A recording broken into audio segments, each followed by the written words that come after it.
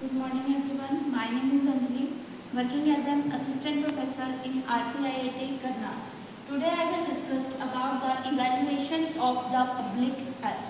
तो जो हमारी प्रीवियस वीडियो थी उसके अंदर हमने पढ़ा था कि हेल्थ क्या होती है और उसके थोड़ा सा हमने ओवरव्यू पढ़ा था कि हेल्थ क्या होती है, पब्लिक हेल्थ क्या होती है, वो सब चीज़ें। तो इस वाली वीडियो में हम बात करने वाले हैं इवैल्यूएशन ऑफ पब्लिक हेल्थ।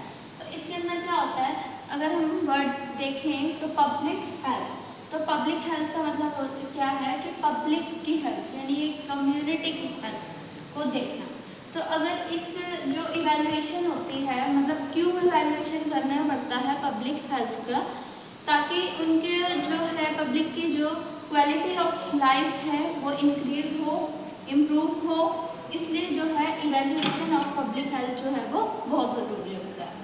अगर हम और बात करें कि इसके अंदर कैसे ये मतलब क्या चीज़ें आती हैं इसके अंदर, तो इसके अंदर इंडिविजुअल्स हो सकते हैं, ठीक है, कम्युनिटीज़ को हम इसके अंदर कंसीडर कर सकते हैं, ऑर्गेनाइजेशंस को इसके अंदर हम कंसीडर कर सकते हैं।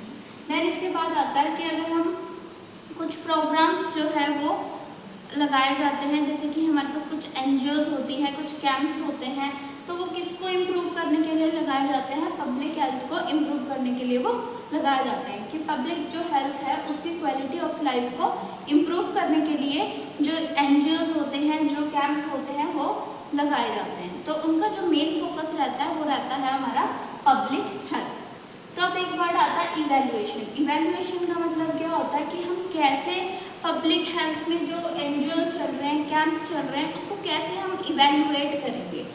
तो इसके अंदर क्या होता है, अगर हम देखें तो ये सारी चीज़ें जिसके अंदर आती है, दो चीज़ें होती है। एक तो होता है हमारे पास ministry of health and welfare, एक होता है हमारे पास WHO।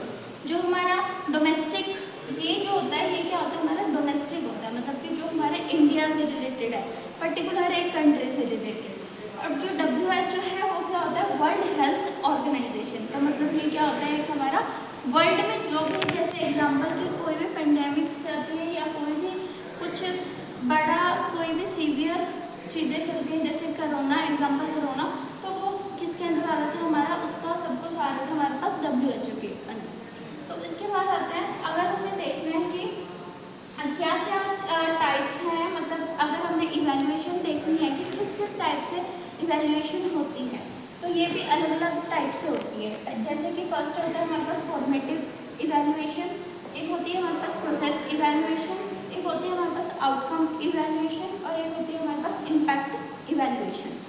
अगर हम और बात करें कि इनकी क्या क्या रिस्पॉन्सिबिलिटीज़ क्या क्या होती हैं, इन सब की जो ministry of health and welfare है, WHO की क्या क्या रिस्पॉन्सिबिलिटी होती है, क्यों ये सब चीज़ें हमें क्यों करना पड़ता है।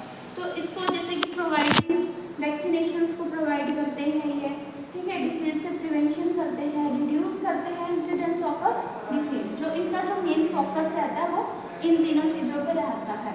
और टाइमली इसमें क्या होता है, इंस्पेक्शन की जाती है। Thank you.